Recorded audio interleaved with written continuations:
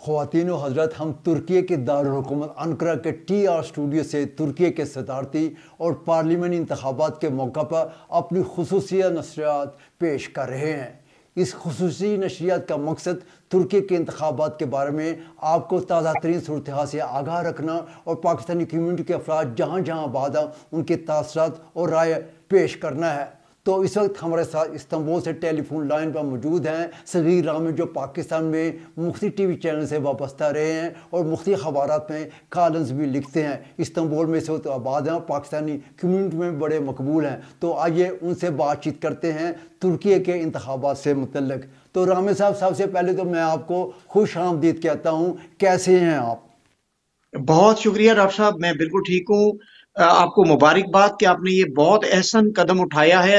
एक तुर्की और पाकिस्तान की रिलेशनशिप पर एक चैनल मिसिंग था और मालूमात जो है वो बड़ी फेक किस्म की और वेक किस्म की मालूमात पहुंचती थी अक़वाम तक, लेकिन आपका ये मुबारकबाद के मुस्तहिक है कि आपने बहुत अहसन कदम उठाया है, जिससे पाकिस्तान और तुर्की की अवाम में ना सिर्फ बाहमी मालूमात और खबरों का तबादला बल्कि यकजहती भी बढ़ेगी। अच्छा रामी साहब, तुर्की में आबाद हुए हैं, आपको 3 साल हो गए, आपको तुर्की कैसा लगा? पहले हमारे नाजरीन को ये बता दें, फिर आगे चलते हैं, आपसे बातचीत करते हैं। जी डॉक्टर साहब, तुर्की बहुत ही यानी खूबसूरत मुल्क है। लोगों के एतबार से, उनके यानी अडॉप्टेबिलिटी के एतबार से, और दुनिया में वाहिद मुल्क तुर्की है जिसको खुदा ने हर नेमत से नवाजा है। और मैं यहाँ पर मेरे यहाँ पर आने का मकसद पूरी दुनिया में तुर्की को सिलेक्ट करने का जो बुनियादी नुक्ता था वो एक ब्रादर और मुस्लिम कंट्री होने के नाते जो यहाँ पर इस्लामिक और यूरोपियन मिक्स कल्चर है, यानी आप यहाँ पर डिस्क्रिमिनेशन नहीं है। और दूसरी बात ये कि यहाँ पर आपको आज़ादी है, मजहब की भी आज़ादी है, हलाल फूड है और दुनिया का बेहतरीन मौसम है। दुनिया का बेहतरीन जो है वो खित्ता है जिसे तुर्की के नाम से दुनिया जानती है। तो इसी बहुत सारे पॉइंट्स पर मैंने अपनी फैमिली को यहाँ शिफ्ट करने का इरादा किया और अल्हम्दुलिल्लाह मैं और मेरी फैमिली बहुत ही ज्यादा सेटिस्फाई हैं यहाँ पर। ज़बरदस्त ज़बरदस्त ना। आपने रामी साहब ये बताइए, आप तुर्की में आबाद होने के बाद आपके ये तुर्की में पहले इलेक्शन है, ये मुझे बताइएगा कि तुर्की में और पाकिस्तान के इलेक्शन में आपको क्या फ़र्क नज़र आ रहा है कि पाकिस्तान में कैसे इंतखाबात होते रहे, वहाँ पे मुहिम कैसे चलती रही है और यहाँ तुर्की में कैसी मुहिम चल रही है? जी,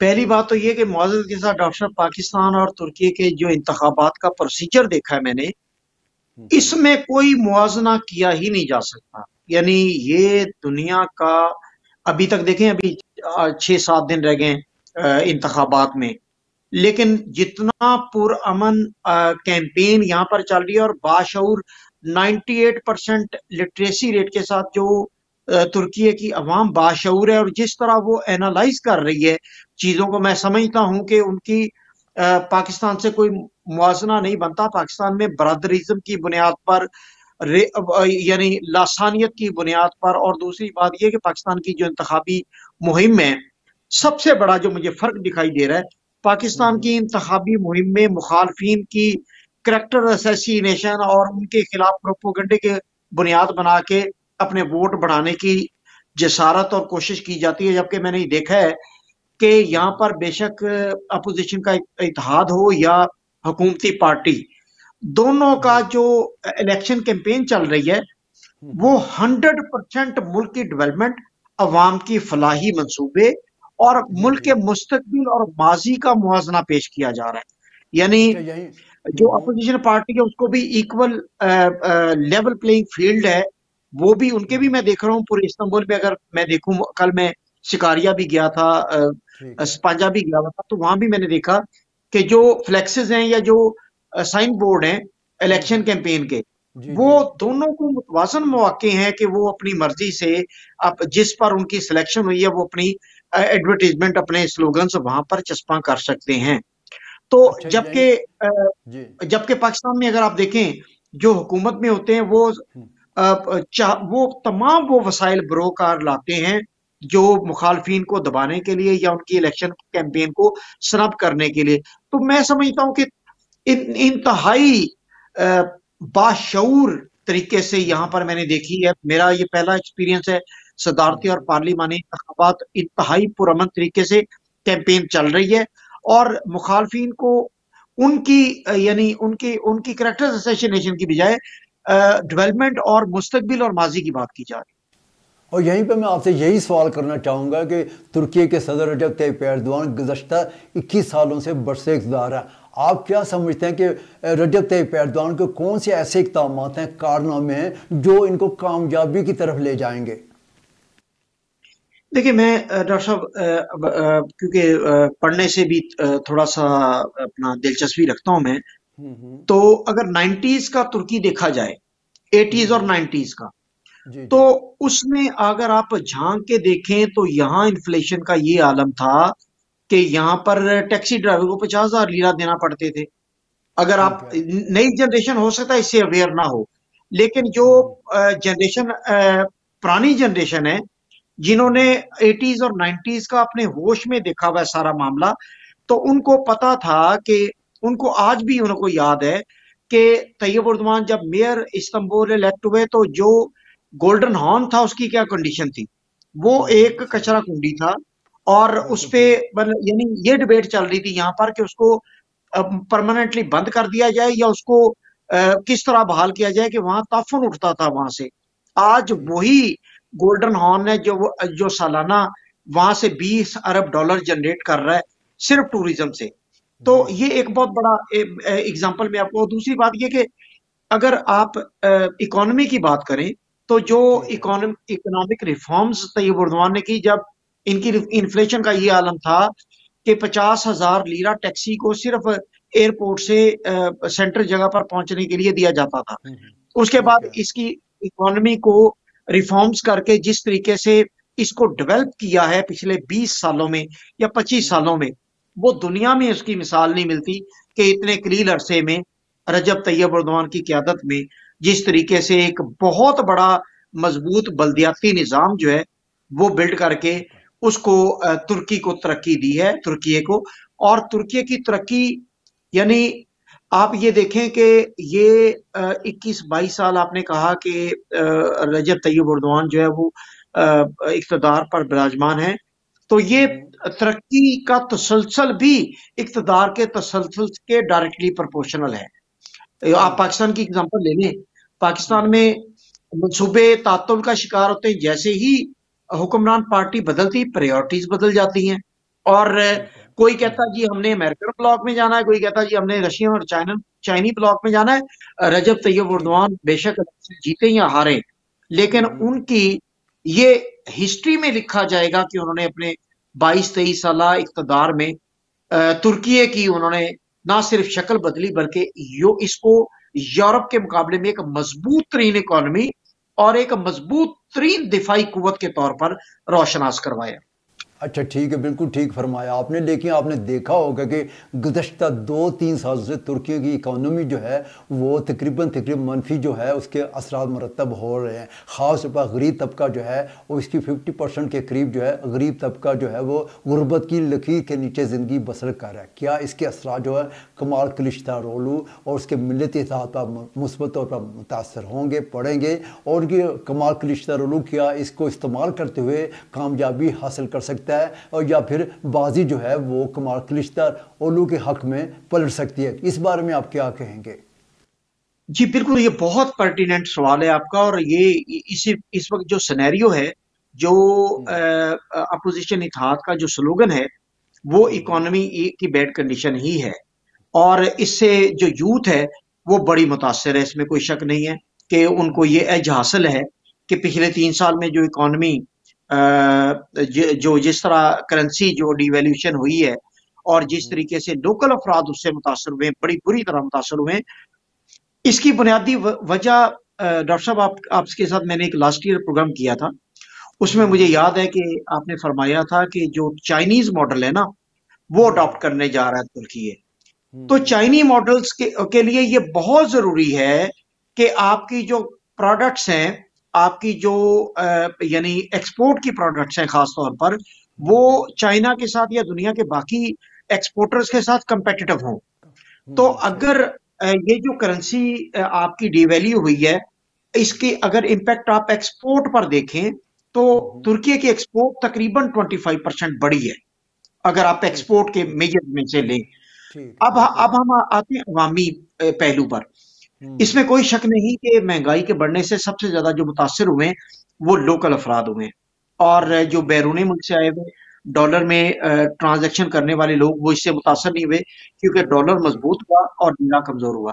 लेकिन प्रॉब्लम ये नहीं था, लीरा के कमजोर होने का प्रॉब्लम नहीं था। प्रॉब्लम एक्चुअली ये था कि अस्करी उजरत जब बढ़ाई जाती थी तो प्राइसेस भी इन्फ्लेशन से बढ़ जाती थी। तो ये एक पहलू बहुत स्ट्रांग है कि ये भी एक रजब तैयब एर्दोगान को, क्योंकि दुनिया में एक मुस्लिम लीडर के तौर पर भी जाना जाता है, तुर्की के लिए जो दिफाई कुव्वत के तौर पर इसने तुर्की को इतना मजबूत किया है, वो दुश्मन की उसको एक आंख नहीं भाता, और वो इसलिए भी साजिशों में इकोनॉमी को गिराने पर तुले हुए कि किसी तरीके से रजब तैयब एर्दोगान को चलता करें और उसके बाद जो ऑल टुगेदर पॉलिसीज हैं उसको कंट्रोल करें।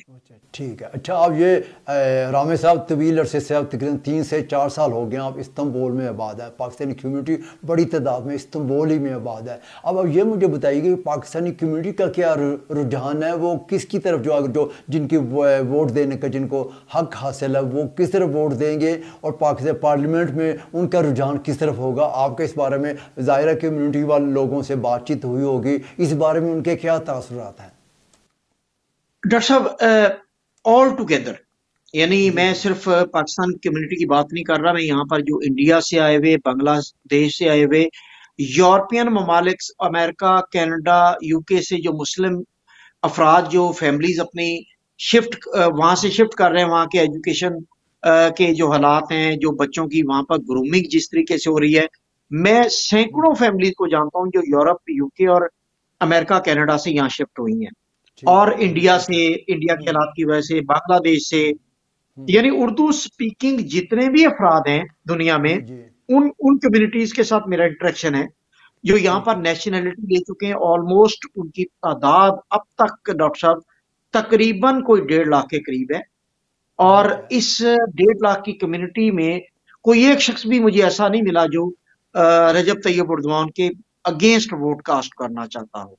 ये सारी कम्युनिटी, बल्कि एक और बड़ी आपको मतलब हॉरिबल बात मैं यहीं पर डिस्कस कर लूं कि ये सब रजब तैयब एर्दोगान के लिए ना सिर्फ दुआगो हैं, बल्कि ये परेशान भी हैं। परेशान इसलिए हैं कि नई हुकूमत, अगर ये इसकी रजब तैयब एर्दोगान खुदा न खास्ता अगर ये इलेक्शन लूज करते हैं तो उनको अपने मुस्तकबिल में खतरात दिखाई दे रहे हैं। यानी आपसे क्वेश्चन करना, अगला क्वेश्चन मेरा आपसे यही होगा कि अगर खुदा न खासा रजब तैयब एर्दोगान इक़्तिदार से महरूम हो जाते हैं, नई हुकूमत जो है वो बरसे इक़्तिदार आती है, तो इनके जो पाकिस्तान के साथ ताल्लुकात हैं उस पर क्या असरा मुरतब होंगे, और बाकी दुनिया के ममालिक के साथ क्या असरा मुरतब होंगे, इस बारे में भी जी बताइए। जी डॉक्टर साहब, ये भी बड़ा पैर्टिनेंट क्वेश्चन है आपका। मैं उससे पहले ये बता दूं कि लोग जो है मिडिल ईस्ट से खास तौर पर पिछले 6 माह से इन्वेस्टमेंट रुकी हुई है। मुख्तलिफ ममालिक के लोगों ने बिल्कुल जो इन्वेस्टमेंट यहाँ करने के लिए आ रहे थे, या प्रॉपर्टी खरीदने आ रहे थे, या फिक्स डिपॉजिट यहाँ पर शिफ्ट करके यहाँ पर सुकूनत इख्तियार करना चाहते थे, 6 माह से वो इंतखाबात का इंतजार कर रहे हैं कि इसके बाद हम कोई फैसला। खास तौर पर जो मुस्लिम ममालिक हैं, उनके जो सरबराहान है वो नहीं जानते कि केमाल क्लचदार ओलू के आने के बाद तुर्की के साथ कैसे मुरासम होंगे, तुर्की की पॉलिसी क्या होगी, और इंटरनेशनल लेवल पर तुर्की ये बिल्कुल अभी इब्हाम में है। अभी अगर रजब तैयब एर्दोगान आते हैं तो वो तो दुनिया को पता है कि वो किस तरीके से डील करते हैं, लेकिन अपोजिशन अगर खुदा न खास्ता वो अगर जीतते हैं, और दुनिया मुस्लिम कंट्रीज की नजर में वो बिल्कुल मुस्लिम ममालिक के जो सरबराहान है वो अब हम में के उसके बाद उनके ताल्लुकात की क्या सूरत हाल होगी। अच्छा, अभी एक और सवाल आपसे यही है कि सदर रजब तैयब एर्दोगन अगर सदारती इंतखाबात जीत लेते हैं, लेकिन लगता ये है कि पार्लियामेंट में इनको कुली अक्सरियत इस बार जिस तरह पिछली दफ़ा हासिल थी वो हासिल नहीं हो सकेगी, तो इसलिए बड़ी मुश्किलात का एर्दोगन को सामना करना पड़ेगा। तो आप क्या कहते हैं, अगर रजब तैयब एर्दोगन इंतखाबात जीत लेते हैं लेकिन इनके हाथ पाँव बंध जाते हैं पार्लियामेंट में कुली अक्सरियत ना होने की वजह से, तो इसके असर क्या तुर्की पर मनफी तौर पर होंगे? इस बारे में आप क्या कहेंगे? ये डॉक्टर साहब, आपका ये इतना खूबसूरत सवाल है कि इस मैं बहुत सारी अवाम में जिन लोगों से इंटरेक्शन करता हूँ या मेरी बातचीत होती है, बहुत सारी अवाम को नहीं मालूम ऑनेस्टली। वो ये समझते हैं कि तुर्की में सदारती इंतखाबात का मतलब ये कि अगर वो जीत गए तो वो हर चीज के मालिक और कादर हो जाएंगे। और बैरून मुल्क भी बहुत सारे ममालिक में मीडिया और लोगों को नहीं पता कि पार्लियामेंट का बहुत अहम रोल है तुर्की में। अगर सदारती निज़ाम है, इसके बावजूद उनके जो फैसले हैं, जो मुल्की लेवल के बड़े फैसले हैं, डेवलपमेंट के, इंटरनेशनल ताल्लुकात और खारजा पॉलिसी के जो बड़े फैसले हैं, हत्ता कि उनकी जो दिफाई कुव्वत है, जो उसकी डेवलपमेंट और उसकी टेक्नोलॉजी के जो फैसले हैं और दुनिया से ताल्लुकात के जो फैसले, वो पार्लियामेंट से इंडोर्स होना लाजमी है। और अब जो तकरीबन पहले जो 6 जमाती इत्तेहाद था, अब दिखाई दे रहा है वो 9 जमाती इत्तेहाद हो गया हुआ है। और ये 9 जमाती इत्तेहाद अगर मिल के पार्लियामेंट में अपनी बेहतर पोजीशन कायम कर लेता तो सदर तैयब एर्दोगन अगर जीत भी जाते हैं और वो दोबारा सदर मुंतखब भी हो जाते हैं तो फैसला साजी का इख्तियार उनके हाथ से निकल जाएगा। और अगर ये फैसला साजी का उनके हाथ से इख्तियार निकलता है तो फिर फैसले जो हैं वो बहुत ज्यादा मुश्किलात का शिकार होंगे और सियासी रस्साकुशी से मुल्क का शदीद नुकसान होगा। अच्छा, चलें, अब आपसे आखिरी सवाल ये है, आपका तखमीना क्या है, क्या तकरीबन क्या सोच रहे हैं कि ये पहले राउंड ही में सदर रजब तैयब एर्दोगन के हक़ में फ़ैसला आ जाएगा या दूसरे राउंड में आएगा, या जो है ये दूसरा राउंड जारी रहेगा, उसमें कमाल कलिश्ता रोल आ सकता है? इस बारे में आप क्या कहेंगे? ये मेरा आपसे आखिरी सवाल है, क्या राय है आपकी? डॉक्टर साहब, अगर तो मुकाबला हो 1 on 1 तो फिर तो यकीनन ये पहले राउंड में ही उसका फैसला हो जाना वो ऑलमोस्ट 100% कंफर्म होता है। लेकिन यहाँ पर जो मुहर्रम इंजे, उनकी मौजूदगी, वो अगर फर्ज करे 3-4% वोट भी वो ले जाते हैं तो जो 50% से अबव की जो सूरत हाल है वो मशकूक हो जाएगी। यानी उसकी वोटिंग अगर मुहर्रम इंजे वो अगर ले जाते हैं 3 से 4% वोट, तो फिर अगर कोई भी कैंडिडेट 49% भी लेता तो वो दोबारा पोलिंग की तरफ जाने का अंदेशा है। और वैसे मेरा जाती, अगर आप पूछे, मेरा जाती जो ख्याल है वो, क्योंकि फर्क बहुत ज्यादा है, यानी 2-3% का जो फर्क है मुहर्रम इंजे का, यहाँ की क्योंकि अवाम जो है वो बड़ी पढ़ी लिखी और बाशऊर है, उन्हें पता है कि उससे वो वोटिंग दोबारा या इंतखाबात दोबारा की तरफ जाएगा मामला, उससे कोई फायदा नहीं होगा उसको वोट का। उसको ना उसने जीतना है और ना ही उसने कोई पोजीशन पर आना है। लिहाजा मुझे यकीन है कि अवाम जो है वो दो ही तरफ रुझान रखती है और मुकाबला बड़ा सख्त है। इस वक्त जो सूरत हाल है, ये रजब तैयब एर्दोगन की पूरी जिंदगी की तारीख का सबसे मुश्किल इंतखाबात दिखाई दे रहे हैं। बिल्कुल ठीक कह रहे हैं, ठीक कह रहे हैं। सगीर रामी साहब, शुक्रिया बहुत बहुत, आपने हमारे लिए वक्त निकाला। TR उर्दू का ये पहला इंटरव्यू था जो आपने हमें दिया है, हमें एजाज़ बख्शा है। इंशाल्लाह आपसे रब्ता कायम रहेगा। शुक्रिया बहुत बहुत।